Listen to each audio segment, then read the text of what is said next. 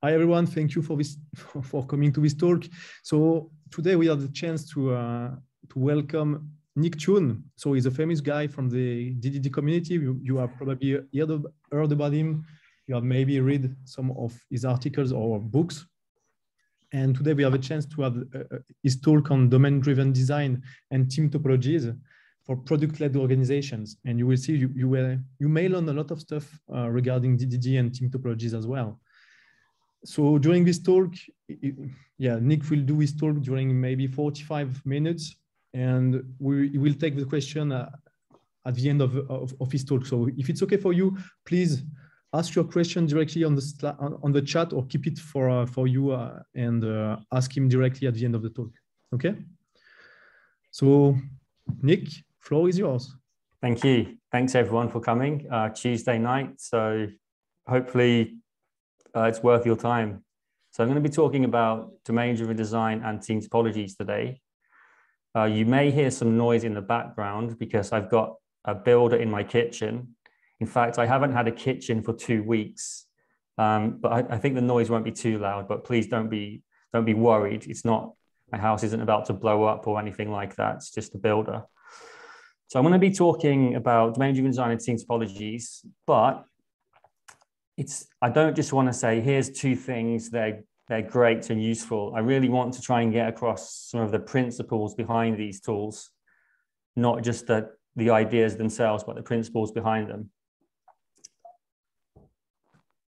So I'm just getting my keyboard set up properly. So I'm going to start today by talking about, let's talk about event storming here.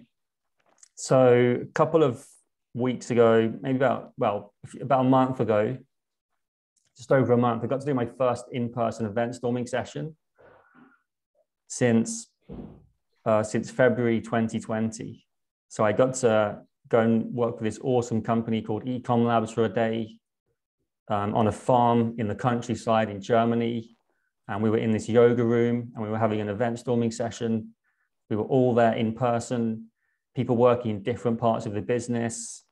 And we mapped out the whole, I don't think it's the whole workflow, but we mapped out almost end to end the business, not in a huge amount of detail. And it just hit me how awesome it is to just do things in person and how awesome event storming is.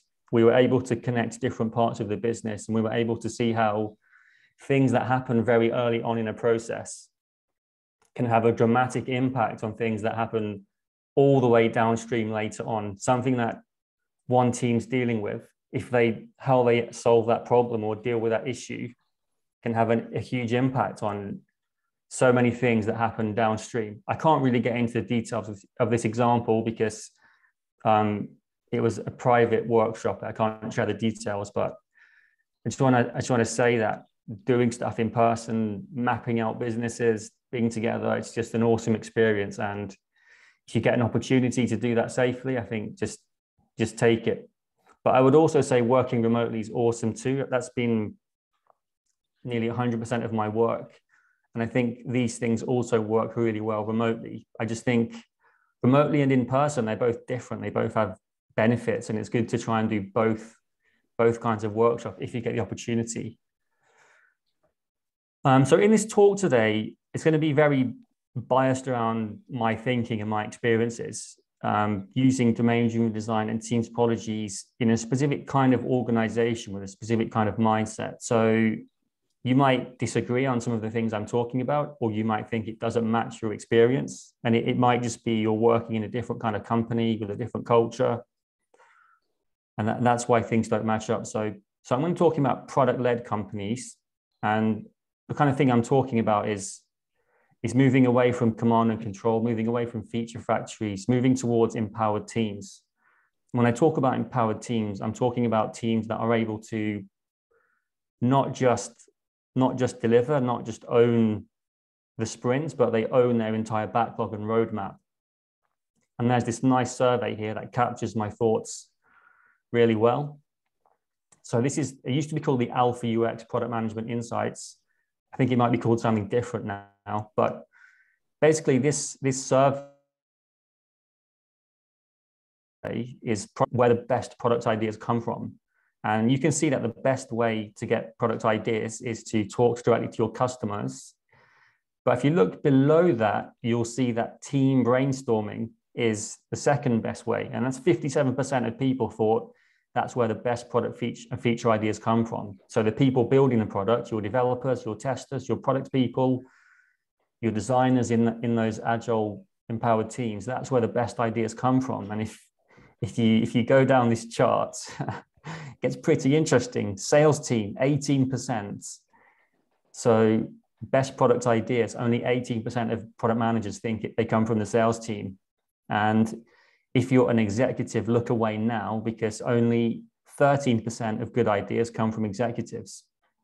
And have a think about that, I would say. It's only a survey, it's not a rigorous scientific study, but I think this matches my experiences, or maybe it's just confirmation bias, but this is the perspective I'm talking to you from today. A couple of thinkers in this space are Melissa Perry, her book Escaping the Build Trap. Marty Kagan talks about inspired. Some of the products over projects, or project to products. I very much believe in that mindset. It reflects the experiences I've had during my career. And it's interesting because this is product managers, Melissa Perry and Marty Kagan. They're in a product space. They're talking about empowered teams. They're not developers saying we want more to be empowered more. These are product experts saying empower your teams more. That's why I find this quite interesting.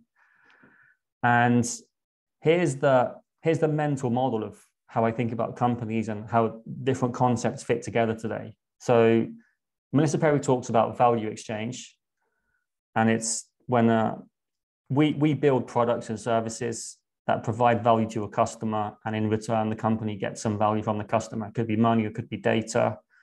And in a product-led company, everything's focused around that value exchange. It's not about building a project, finishing it, delivering on time and on budget. It's about how can we just continuously improve that value exchange between the company and the customer. And then in order for that value exchange to happen, you need teams who are discovering those customer needs by understanding the domain they're working in. And then the team builds the software, which has an architecture, and the architecture is a model of the business domains. So if you think about Amazon, you might have an e-commerce domain and a shipping domain, for example. That's what we mean by domains here. And this gets interesting when you think about the relationships. So we know from Conway's law that the architecture of the organization shapes the architecture of the software. And we can also see that the shape of the architecture is aligned to the domain, or we aim for that to be the case. But also the teams are empowered to own a specific domain. So that the domains, the teams, and the architecture, there are some relationships between those things in how they're aligned. We kind of, in an ideal world, we have a neat alignment between those things. And so that's why domain-driven design and team topologies are addressing different sides of this problem. How do we design these whole systems of software architecture, teams, building products, representing domains? So DDD and team topologies help us to solve the two different parts of that problem.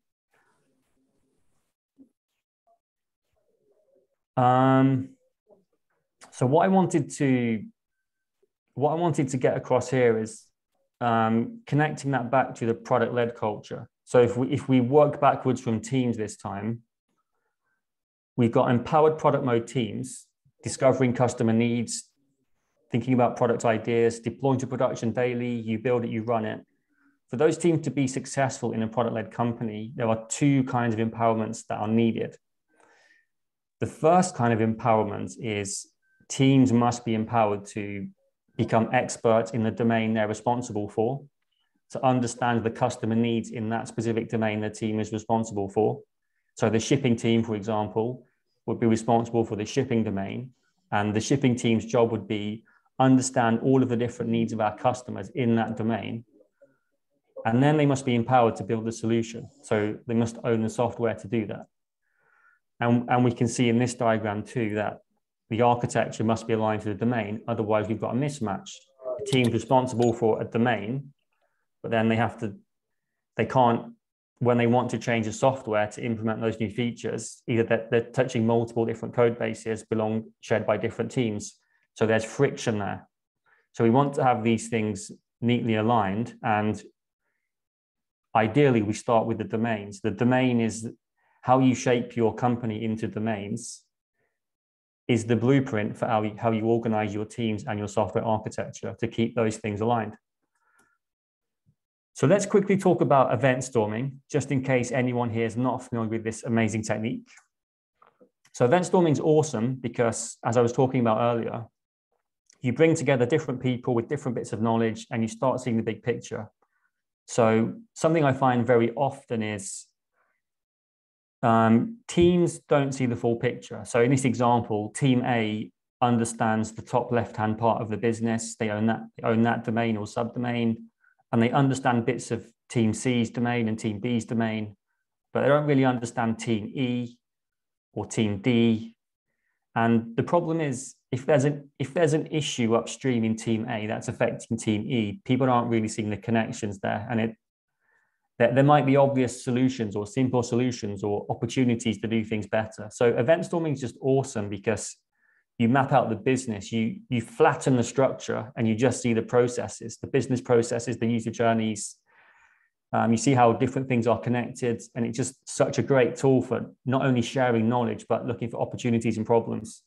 And over here on the right-hand side, this happened to me once.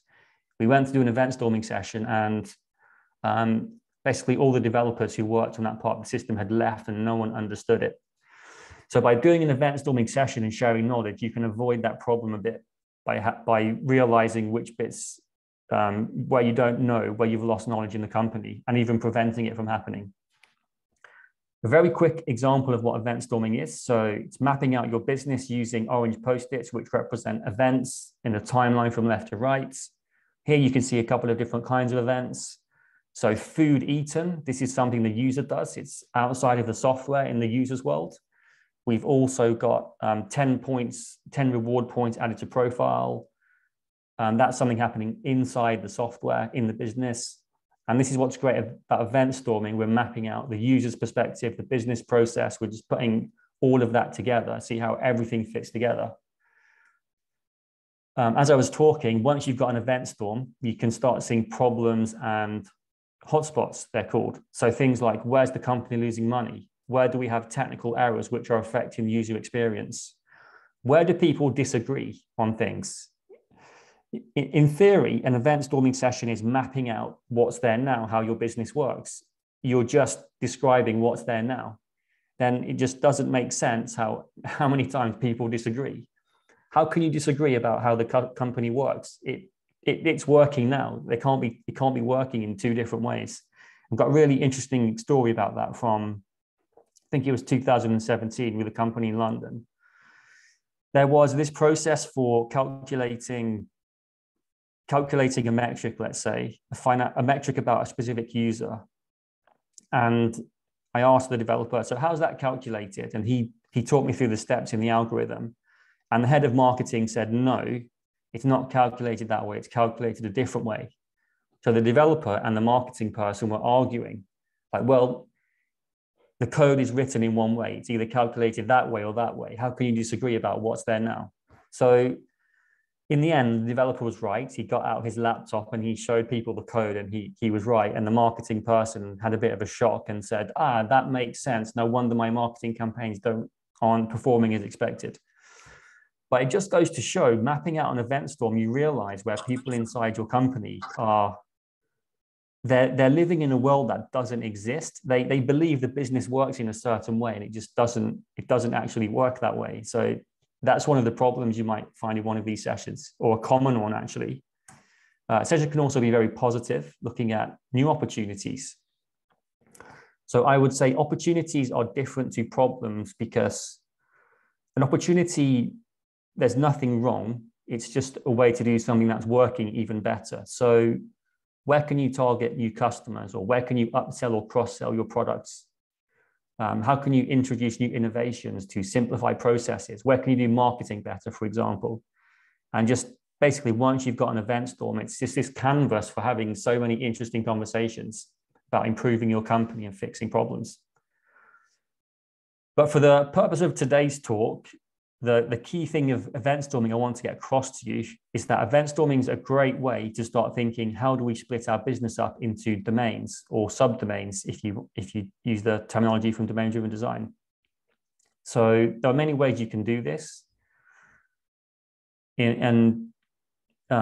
works equally well in person or remotely. I think actually one of the benefits of working remotely has been the ability to copy and paste an entire event storm. Like, hey, you have a copy. Someone get the Oprah Winfrey meme up right now, but it's like everyone gets a copy of the event storm and you can all start playing around with it, splitting it up in different ways. And I found that's been really interesting. Having groups go away in small breakout rooms, in small groups, shaping the system into domains, then coming back as a large group and just seeing how different groups would split the same system up in many different ways. You would be surprised how people in the same company could want to split their business up in completely different ways. The same event storm sliced into different ways. So it's very interesting to do that. And event storming I think it's the place to start having this discussion about how do we split our business up. So once you've done an event storm and you've started thinking about what might be your domains or subdomains, you probably won't, after an event storming session, in my experience, you don't go from an event storming straight to your architecture and your team boundaries, but it's a great starting point where you can explore different possibilities very easily. Before you can start making decisions about your architecture and your teams, you need a kind of a reference point or a North Star in terms of how do you justify your decisions in terms of the outcomes you're aiming for. And I think this is where core domains in domain-driven design have been just a great tool for me over the years, a great way to think about what's the main problem here. If we can only do one thing really well, if we can design a software system and organize our teams, what's the one business outcome we should optimize for the most? In many businesses, there's more than one outcome, but just trying to get a sense of priorities, focus on one thing to begin with. So core, supporting, and generic are ways to classify the domains in your business. Core is something that's very important, the most important domains to your company. This tool I'm showing here is a core domain chart. And the way we identify core domains here is across two different criteria. On the x-axis is business differentiation. So the better you exploit this core domain, the more you can differentiate yourself as a company from your competitors. And obviously differentiation is linked quite strongly to success in some way. But we also talk about complexity. And this is something we took from Eric Evans's book. He talks about core domains being both important and complex. And it kind of makes sense. If something's important but not complex, it's very easy for your competitors to copy that. So I think to be a core domain, it has to match both of those criteria.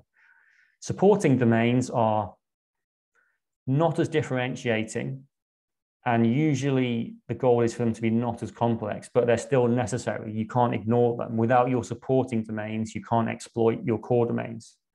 And then generic domains are typically stuff you buy off the shelf, like CRM, payment services, but they can also be built in-house. It's just a heuristic to buy them off the shelf. So this gets quite interesting when,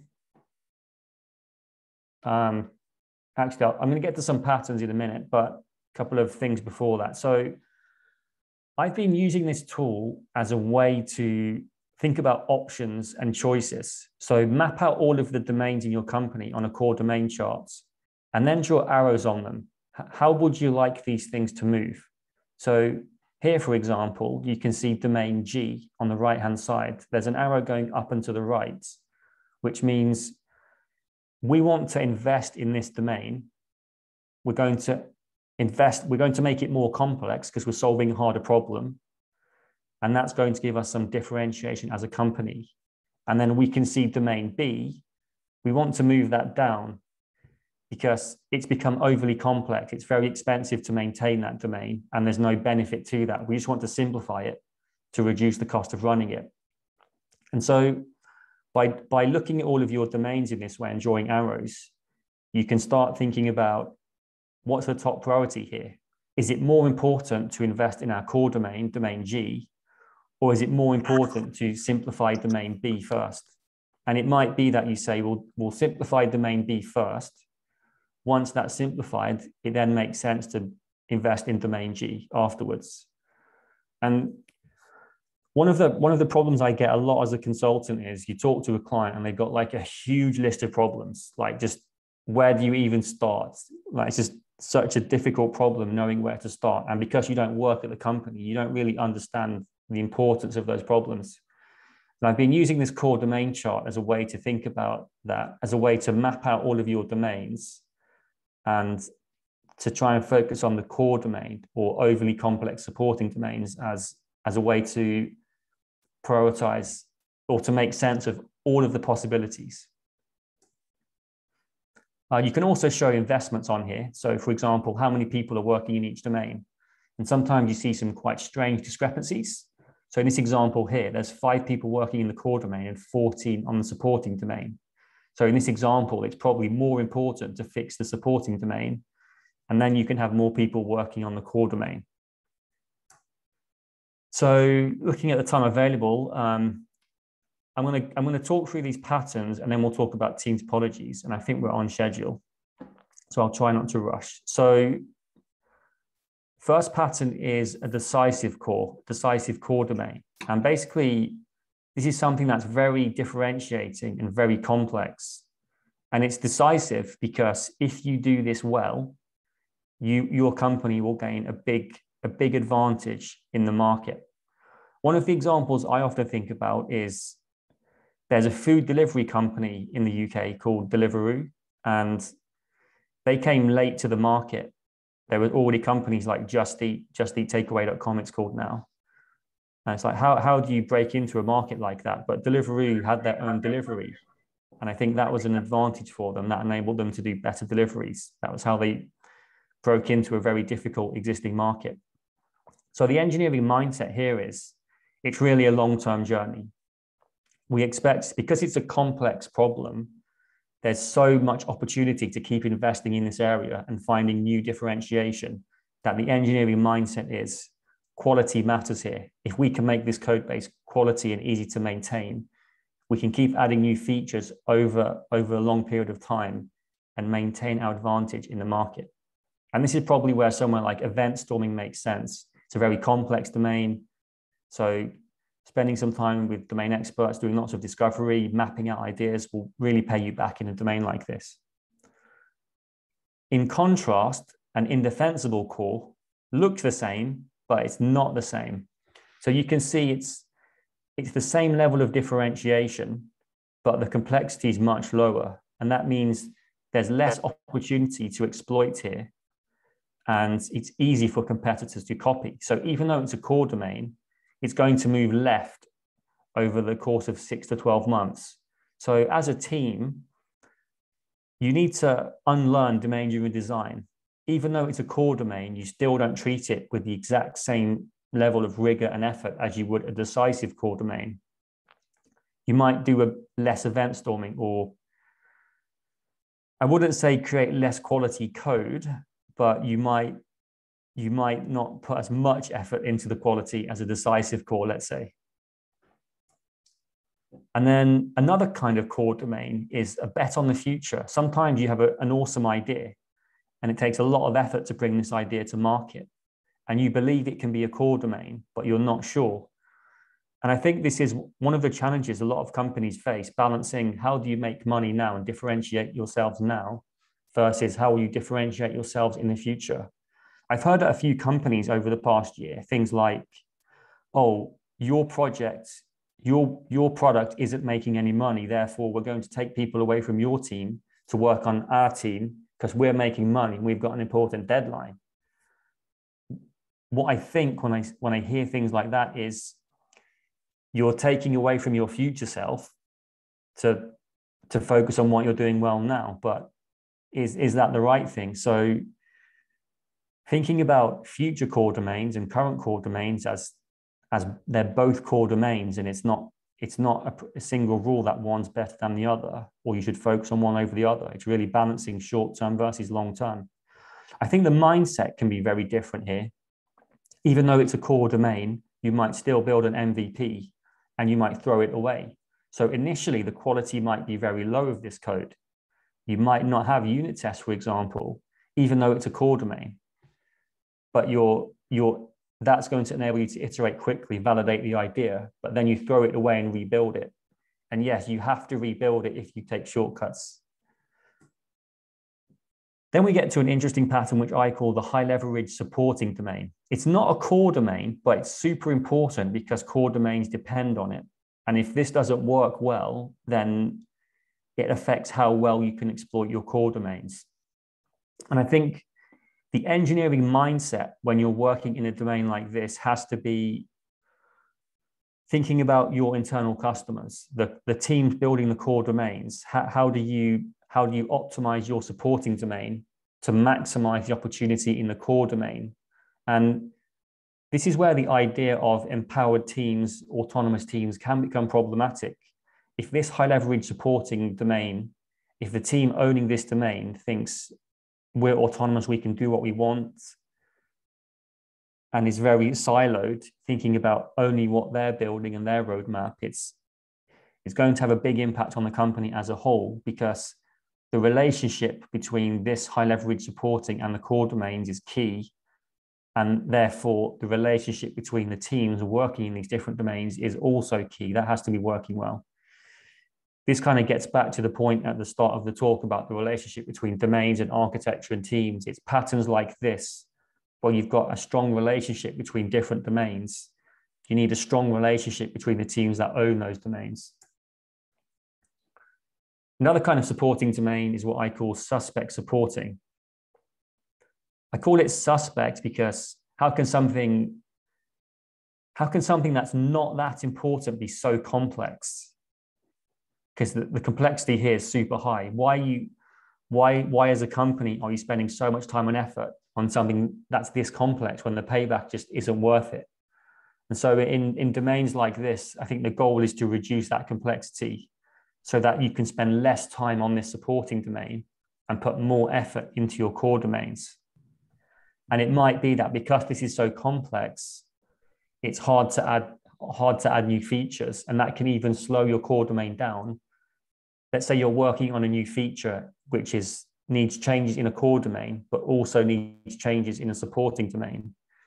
Because your supporting domain is so complex and hard to work with, there's so much accidental complexity there, it's going to slow down how quickly you can innovate in your core domains. So quality matters here too. Keeping that as simple as possible makes sense. It will reduce your costs. And I guess the other situation where you might see this is where the company just puts too much effort into a domain that's not worth it.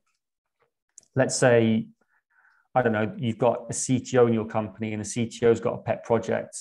And he's like, yeah, we have to do this project in this domain, make it awesome. But the amount of effort you spend in that domain just isn't worth it. The value isn't there of doing that. So that can be the other situation where I see this. And then we've got the Black Swan core. And this is interesting because it breaks all of the rules and it should never happen. But on that extremely rare occasion, it does happen. So it's where you're supporting your generic domain even becomes your core domain.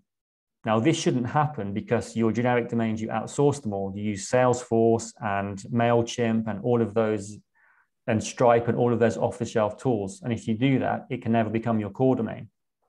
But the example I use on this one is Slack.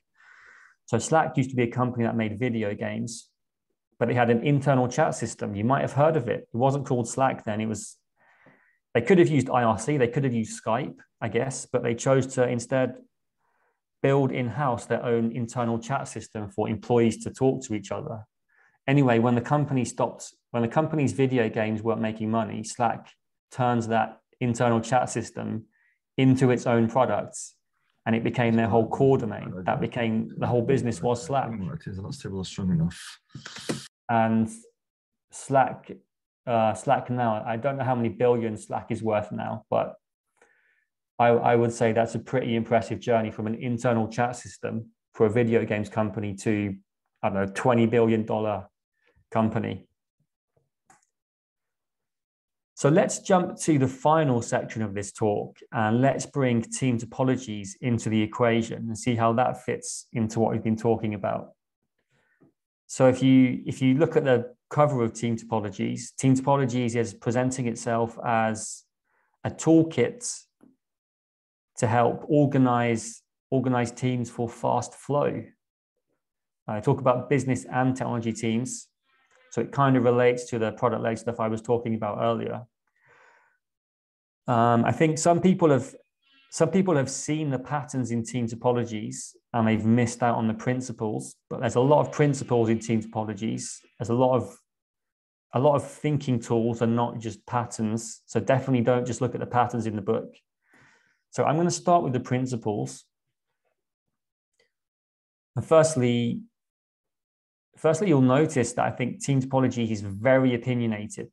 So if you look at these ideas and you think they won't work in your company, then team topologies probably isn't the right toolkit for you because it's so strongly opinionated about certain kinds of organizations, the kind of organizations I spoke about earlier. So firstly, at the core of team topologies is the idea of small, long-lived teams. So 5 to 9 people.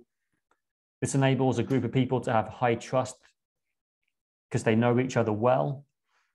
And the long-lived element means a team owns something and is responsible for something. And we'll talk a bit more about that very shortly.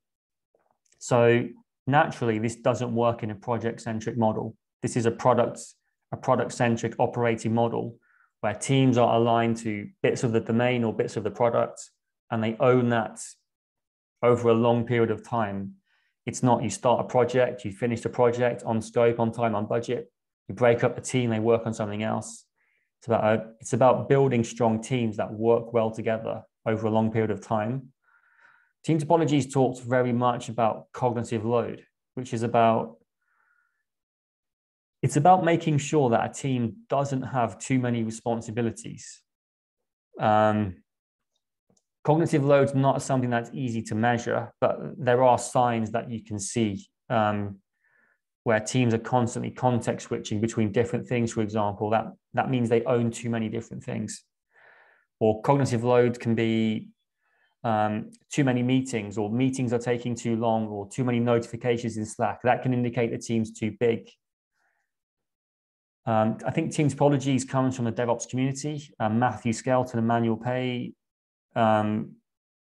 So you build it, you run it. It's very much part of team topologies. And then they talk about Conway's law a lot, which is aligning the teams and the software architecture to minimize the mismatch. So obviously, I talked a bit about this earlier. If you have a team and they're sharing code bases with other teams, when they want to implement a new feature, they have to touch multiple code bases and interact with multiple other teams. It's a very inefficient way of working. It's very difficult to make that work well.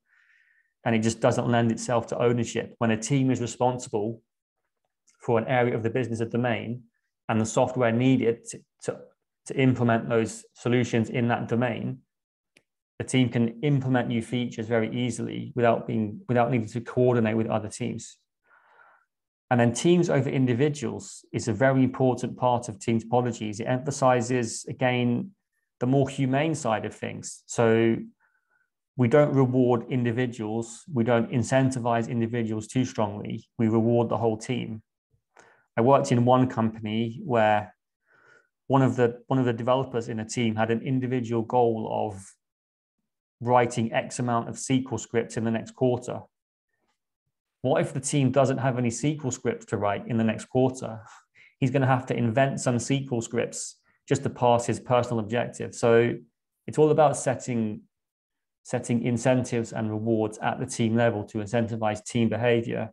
And in fact, I would even say sometimes this isn't enough. Sometimes we implement big changes across a product that affect multiple teams. And sometimes we need to set incentives at the multi-team level, not so that teams are incentivized to work together. So I think that one's very interesting. Right, I'll move on now and talk about the patterns. But like I was saying, Team Topologies has a lot of principles, and it's not just about these patterns. So in any case, there are four team types they talk about in the book. The first one is a stream-aligned team. And stream-aligned team is creating value or differentiating value for the company in some way. It might be that they're building parts of the product or implementing business logic in some backends, but it's very strongly related to the product or the services the company offers. And in any company, we want to have most of the teams as stream-aligned teams. The other kind of, well, the next kind of team is a platform team. And the goal of a platform team is to reduce the cognitive load of stream-aligned teams and to basically make it as easy as possible for stream-aligned teams to create value for the company. Platform teams are a very popular topic at the moment. It's a very challenging area. It's difficult for a platform. On one end of the scale, you want to have platforms with high reuse. The more teams using a platform, the more benefits your company gets from that. For every feature you add to your platform, every team can benefit from that, and it makes it easy for them to get work done. But then building a platform that works for all of those teams who might have individual needs is very challenging.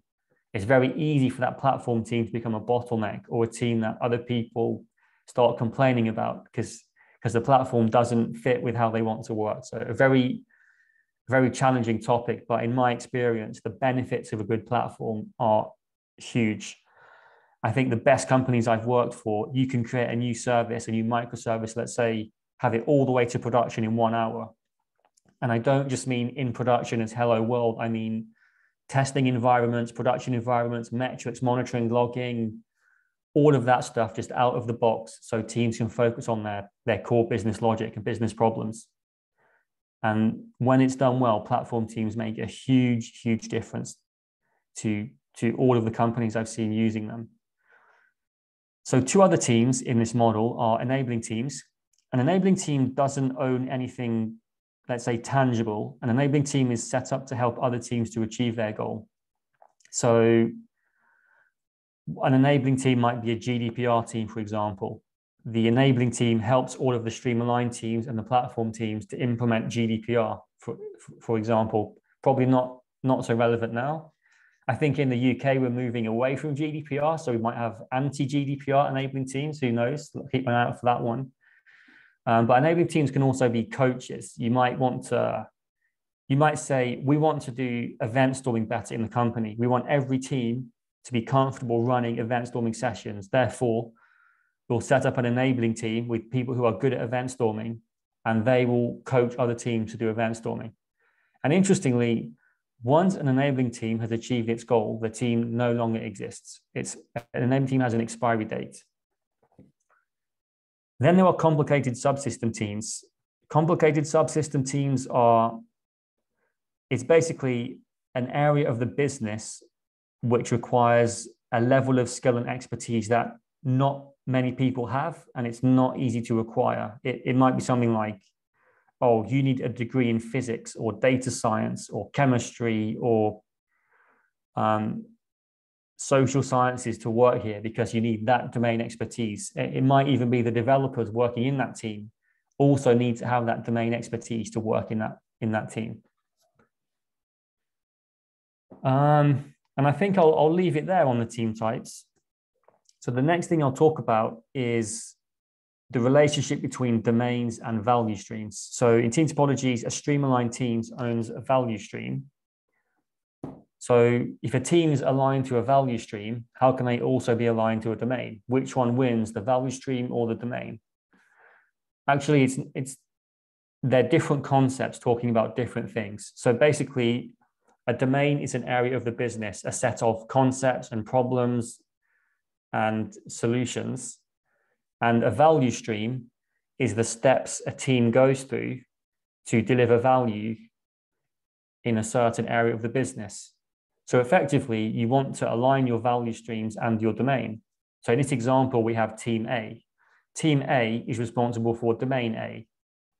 And what this means is team A has to understand the needs of their customer in a particular domain in the company. It might be shipping, for example, or trading, or publishing. It can be any domain. One team is responsible for that domain. And then they design solutions for the problems they've identified or new capabilities.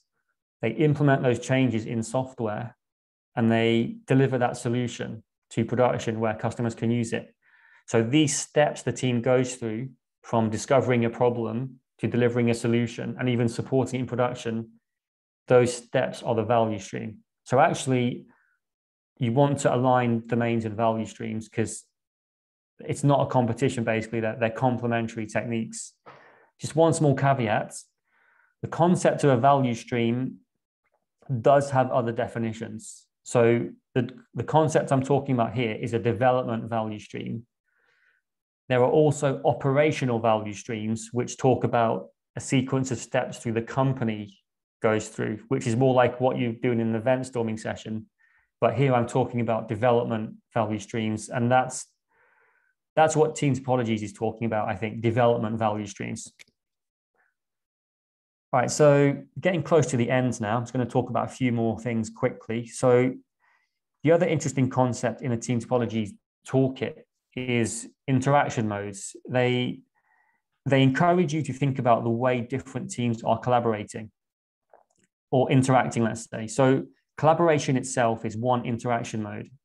And this is where two teams are working closely together. So they might have a shared backlog, shared retrospectives, lots of meetings together. Maybe they're building a new product or feature which requires changes in two different domains. Therefore, they have to coordinate their changes. Now, importantly, this adds cognitive load. It takes effort to collaborate and coordinate with other teams. It takes time away from developing stuff, having meetings and workshops. That's adding cognitive load. The other relationship, the opposite to that, is X as a service, where one team provides a service such as an API and another team just consumes that, but there's minimal collaboration between those teams. Kind of like when you use AWS, you can just sign up with an account, start using AWS services. You don't have to talk to people working at AWS and say, hey, can you help me to use AWS Lambda? Can you implement a new feature? It's not that relationship. It's almost like a customer supply in a way. But the cognitive load here is much lower. That's one of the benefits. And actually, when I do Team Topologies, I normally see lots of collaboration. And I say to people, what do you see here? And they look at the definition of a collaboration and say, lots of cognitive load. So more collaboration in your company means more cognitive load. And that's not always a good thing. Sometimes it's a bad thing. So actually, limiting collaboration limits cognitive load. So I guess one tip I would say is look at where you're doing lots of collaboration and think about, could we move to X as a service here to minimize the cognitive load on teams having to collaborate frequently? And finally, facilitating is an interaction mode where one team helps another to achieve their goal. Kind of like an enabling team. Anyway, I'm just going to finish this talk now. I think we're getting close to the time limit too, so just about on time. So finally, interaction should evolve over time. So if you've got two streamlined teams who are building new products, initially they might want to work very closely together, figuring out what are the actual boundaries between our domains, what's in your domain and what's in our domain. It's a bit fuzzy to begin with. And what should be the interface between the two software services we're building? It's not quite clear, so we'll work closely together. But over time, as things become established, that collaboration can become an X as a service, and that collaboration no longer needs to happen. I think it's very easy for two teams to collaborate and to not realize, hey, we don't need to collaborate anymore. Let's stop doing that. So thinking about evolution is super interesting and important. So what I've shown here is how you can combine domain-driven design and team topologies. So on your event storms and your core domain charts, if you start overlaying your team topologies patterns, you can start seeing interesting relationships. So on the right hand side here, you can see the platform. You've got these 3 generic domains. Maybe they can become a platform. Those common reusable services, let's make them into a platform. You can see here where team B is likely to become a bottleneck. And it gets interesting where the same team owns multiple domains too, but I don't have time to get into the details of that today, but it's very interesting to do that. You can also do that on Wardley mapping. I also think levels of scale is interesting. Team topologies is very much focused on a micro level if you use a definition from sociologists. So micro is about individuals or small groups of people. But you can also apply these concepts on a meso level. Like let's say micro is a team, meso is team of teams, and macro is team of teams. I think the principles from team topologies can apply at different levels, and also domain-driven design. I think these principles can apply at different levels, but as we get to higher levels of scale in an organization, things do change a bit. So the principles are transferable, but at different levels of scale, there are some differences, I would say. Be cool to talk about that more, but I'm going to wrap up now and then we can get some questions. So there's something I didn't talk about today. If you're interested in applying these concepts, github.com DDD crew, we've been trying to create some tools that make it easier for people to get started with domain-driven design. There's the starter modeling process, which shows you how to put concepts like event storming and team topologies together. We've got the bounded context canvas, which helps you to analyze one of your software services, look at all the dependencies, and we've got the context mapping quiz. So context mapping is a bit like interaction modes in team topologies. This quiz is something you can do alone or with your teams. It just helps you to, it's some scenarios to assess. Here's the starter modeling process I was just mentioning. I've also created this kata, which is basically you start with an event storm I've given you, and you go through the process of chopping it down into domains, looking for your core domains, and going through this process. So it's not going to help you become an expert, but it's a tool for beginners to see how these concepts fit together. A lot of people in their companies, they don't get to do event storming very often. They don't get to break a system into domains very often. I've been trying to think about ways to help make that easier for people. And I thought this kata is like kind of an exercise that can be helpful in a small way. And then hopefully seeing how this kata works, people can take these ideas and apply it on real things they're working on.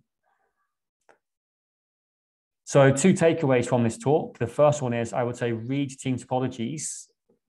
And when you read it, read the principles and don't just think about the patterns like the different team types. And then if you haven't done event storming before, run your first workshop. I think event storming is really, it's really the foundations, it's the foundation for everything. Map out your business, how your business works, your business workflows, your user journeys. And from an event storm, you can go anywhere. Your domain boundaries, your software boundaries, your team boundaries. It's just in my experience, the best starting point. So try and run your first workshop, either in person or remote. Either is fine. And take it from there. And that's it for this talk. I'm very keen to see if there are any questions. Wow, thank you, Nick. Thank you. You're just in time. That's because I'm always running out of time. I don't know how you do it, but yeah, it's perfect. Thanks for your incredible talk. There are some questions in the chat, but before I wanted just to thank you as well for your involvement in the community, because yeah, I really invite you to go on the GitHub of the DDD crew. It's really incredible the amount of information, the tools that you can have access to on the GitHub, explanation and so on.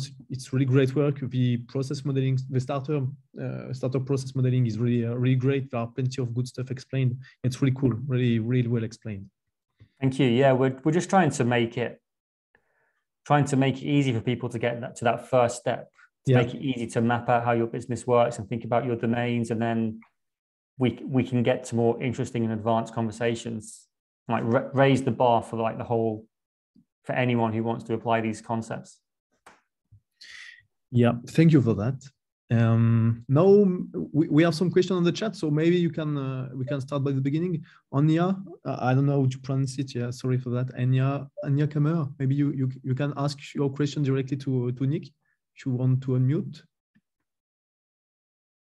Where are you still there, Anya? Okay, I can do it. So the question was teams over individuals. I assume it was during Team Topologies when you explained the concept from the book. So the question is, I assume this principle also applies to shared library maintenance.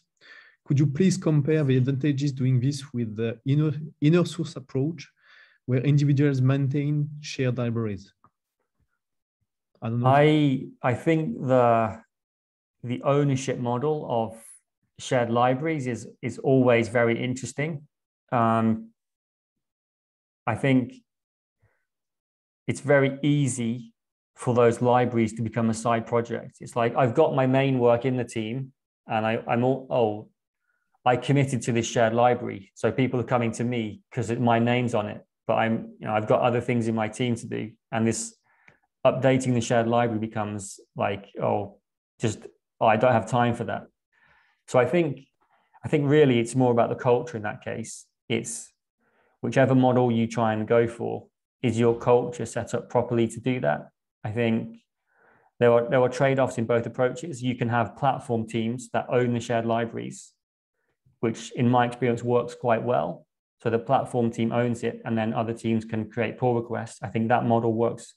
I would say in my experience, that's the best model, where a platform team owns the shared library, but other teams can submit pull requests if they need to. You kind of get the best of both worlds. You get the ownership, someone owns it and loves it, and it's part of their backlog to fix it. But teams that need to make changes can also submit pull requests. It's never a perfect world, though. There's always some friction. One team wants to change the shared library in a certain way, but the platform team doesn't want to make that change. There's always some collaboration and negotiation and compromise involved. So did that answer the question, or was I kind of going off on the sides? Apparently, yes. It says, Anya said things, so I think he can unmute, so yeah. Okay, so basically I think it's all about the people involved. Whichever model you choose, will people be incentivized to make it work? Or is it, if the shared library becomes a side project and people are expected to do their normal job and the shared library, that's when things don't work. But also, if one team owns the shared library, do they have the right mindset? Do they understand that the teams using the shared library are their customer and it's their job to make them successful, and not becoming these like, we own the shared library, we define how things work, we make all the decisions. That's very easy to happen too. Yeah, I think it's the limit of the model. And just like you said, yeah, I've seen it a lot of time. Yeah, when you have people owning the shared libraries, okay, you have one team but has the wrong, well, not the good mindset, let's say it, and that impose everything to the rest of the company and doesn't hear about them, their customer at the end. Yeah, not really hearing client feedback, and yeah, that's a shame. So yeah. And so we have another question from Ashvin. How does the team topologies communication model map to interaction in the context maps? The latter seems to be more fine-grained. Yeah, so it's interesting. I think, well, firstly, I would say context mapping in domain-driven design is 20 years old, and it was only ever intended to be, here's an example of some patterns I've seen. So I think context mapping itself isn't a definitive list. It's Eric Evans's examples. So there are more context mapping patterns out there, not just the ones in the book. So team topologies I normally talk about this in my workshops about how they relate. So in a way, you could say that collaboration is a bit like a partnership in context mapping. You could say that X as a service is a bit like an open host. So that there is some overlap there. I think it depends. If you're just talking about the team interactions, team topologies might be enough as a starting point. I think team topologies interaction modes in my experience, much easier to talk about with a group of people who aren't into domain models and DDD. You've got like designers, product managers, all these people who aren't into code and DDD. You can talk about collaboration, X as a service, facilitating. That's a nice way to start things.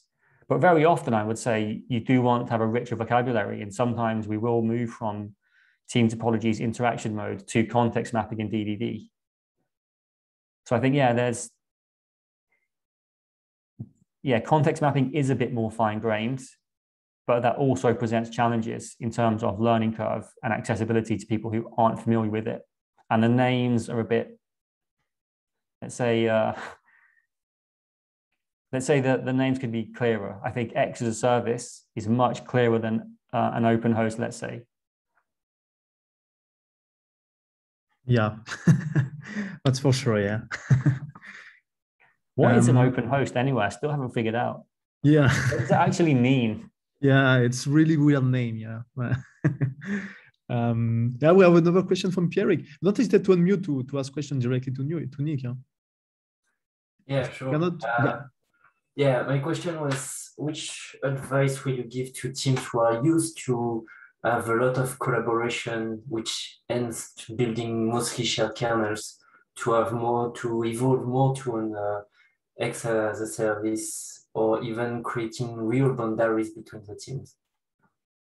Yeah, this can be a problem in some companies. A lot of shared code bases. I think an initiative like this,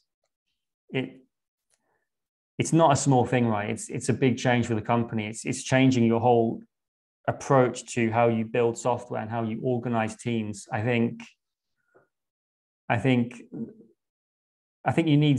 probably need some buy-in from leadership.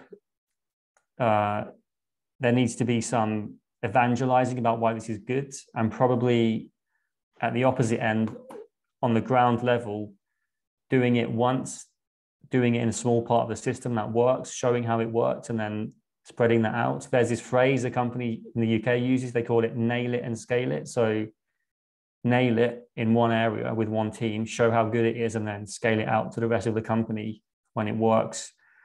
I think it can be difficult sometimes. Some of the companies I've worked with, they've had people working there for 5, 10, 15 years, working in a certain way, still using like very old frameworks, like maybe even not Visual Basic, but old stuff like that.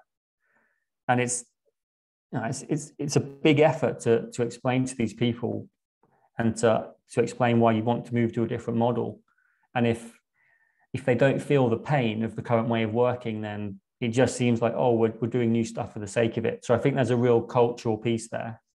But I guess your question was, how would you approach that? So I guess the way I would approach it firstly, I would try and work with the leadership, like heads of engineering, VP of engineering, CTO, to make sure that they are aware of the problem, they understand the cost to the company, and you've got their support to try and introduce these ideas. I think if you don't have leadership support for a big change like this, it can be very difficult. I think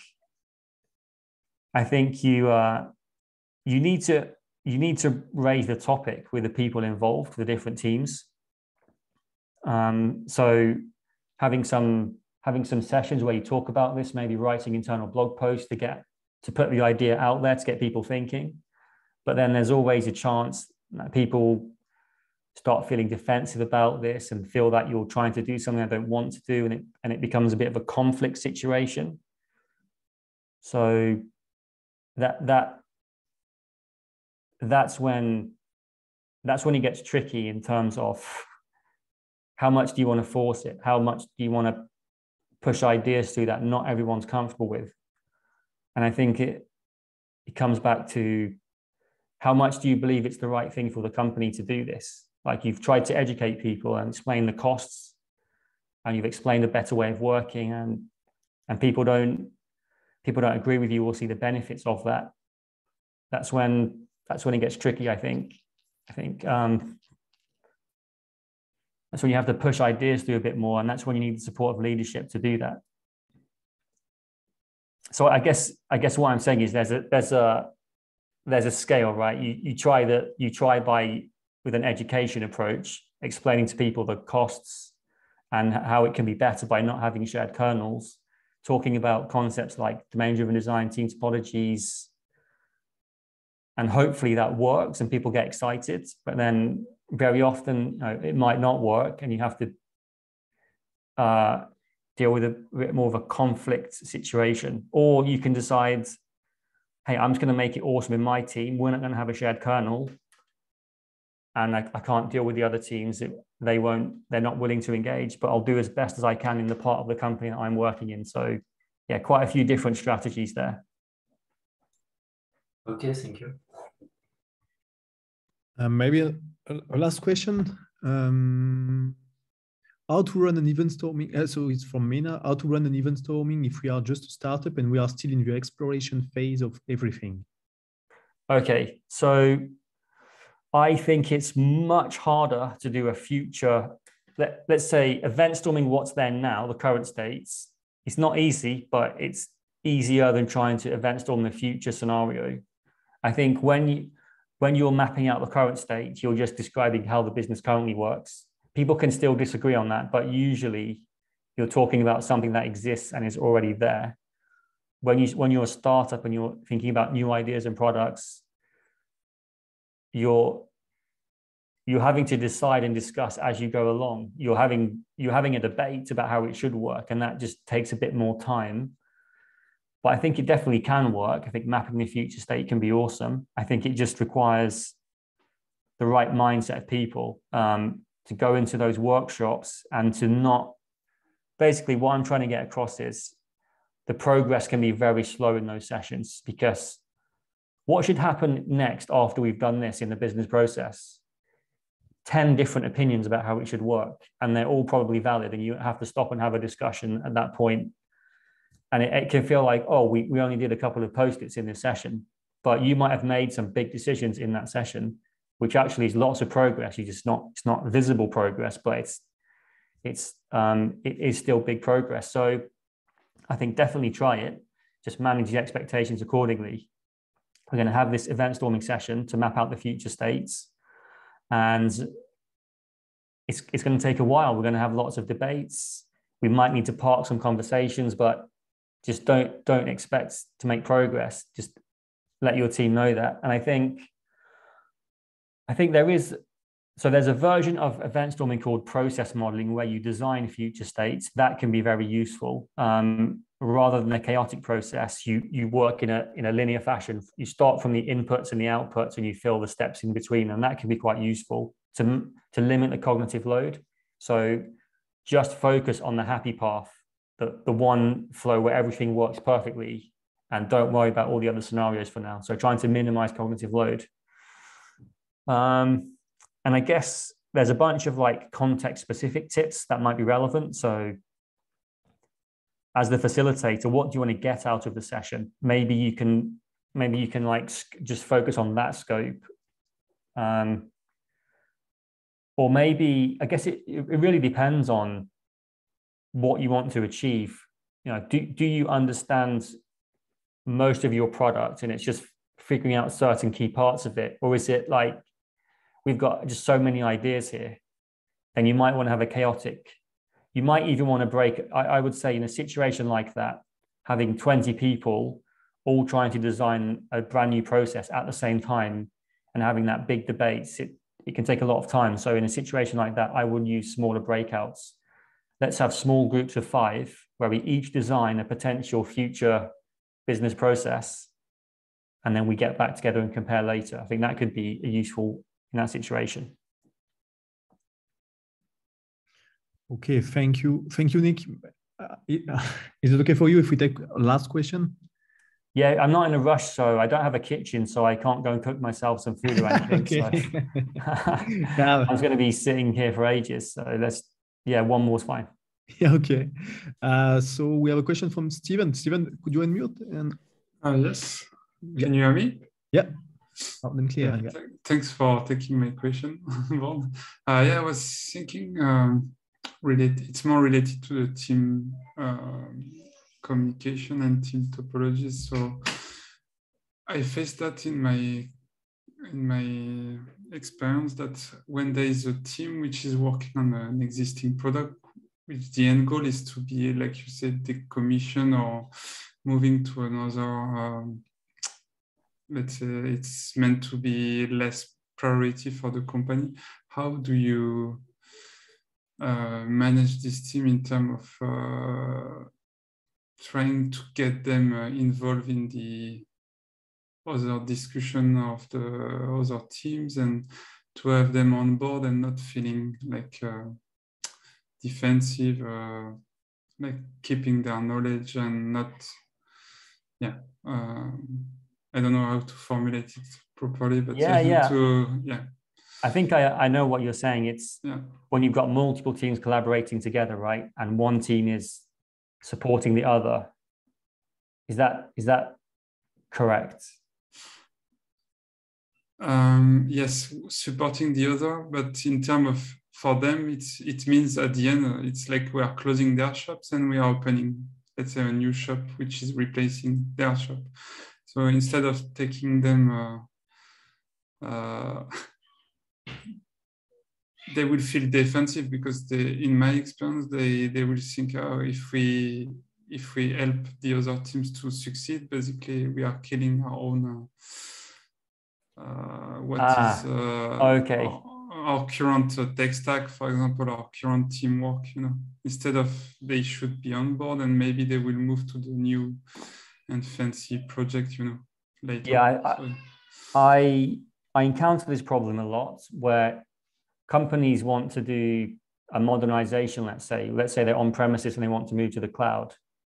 And it's like, if you want to start building stuff on the cloud, you still need to connect to your on-prem systems, and you need help from the teams who are still building the on-prem systems. So you don't want the cloud teams to be like, hey, they're the exciting new cloud teams. Everyone else is just the on-prem losers who are just stuck with the old tech stack. I think that's really a leadership problem, about the messaging and the communication, and just emphasizing that company strategy is to modernize our tech stack. In the future, everyone will get to move to these technologies, but the reality is we've got a lot of legacy in existing tech stacks, and it will take time to move that.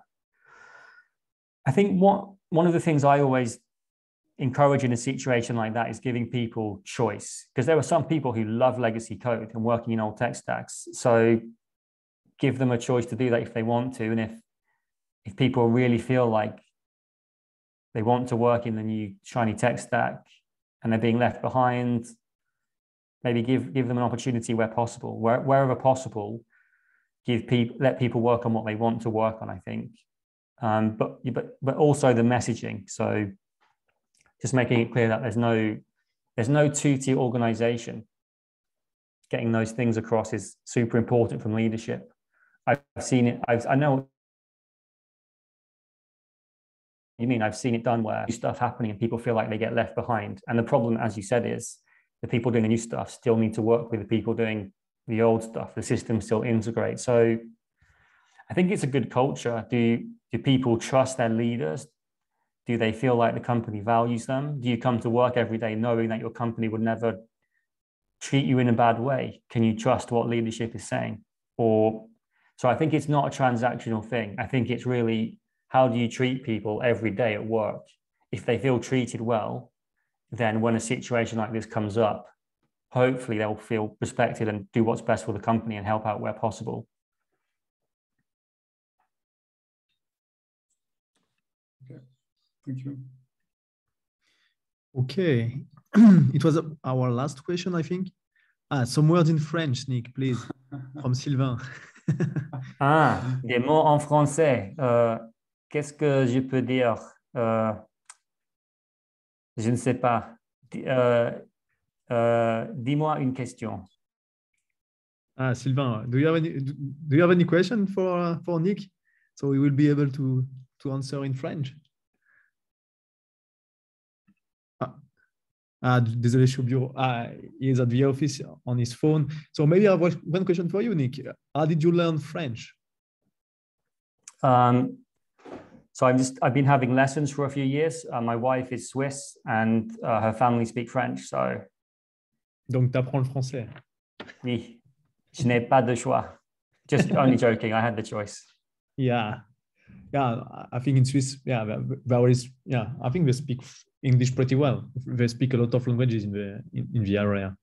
Yeah, actually, I went to visit my wife's family for Christmas in 2012, and I realized sitting here watching people talking in French is not much fun. I was there for like 2 weeks almost, and just had no idea what people were talking about. I'm like, okay, I need to learn the language, so at least I'll be able to speak to people and understand what they're saying. Yeah, I can understand that. Yeah, my brother-in-law is from Manchester, and yeah, he has the same feeling when it comes in France. Yeah, exactly the same. Yeah. Okay, thank you very much, Nick. Thank you all guys to be there for being here today. Thank you to come to this kind of event. It's always a pleasure to have you. It's always a pleasure to have guys like you, Nick. Plenty of who wants to share their work, who love to share with people. So it's really, it was really insightful for us, I think. So I think it was we have the feedback. It has been super interesting, very insightful. Thank you very much for the presentation. Thanks a lot for this talk. Yeah, I think it was really, really good for us to have you. So thank you again, Nick. And if you want to connect to Nick, he's writing books. He is writing a lot of stuff on Medium. There are plenty of good stuff from him. So just like you said as well, I really invite you to do his kata, the one you mentioned on the Deliveroo, I think. It's really interesting to make it. You will learn a lot of stuff, and it's a good opportunity to practice as well. So thanks again, and see you soon. We have another event at the beginning of December. So next event will be on unit testing, best practices on unit testing. So don't miss it. Bye. Bye. Thanks again. Bye. Thanks everyone. Bonne soirée. Bonne soirée. Thank you. Bye. Bye. Bye. Bisous. Bisous. It starts to be weird now.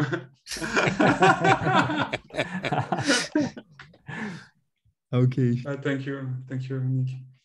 Bye. Bye.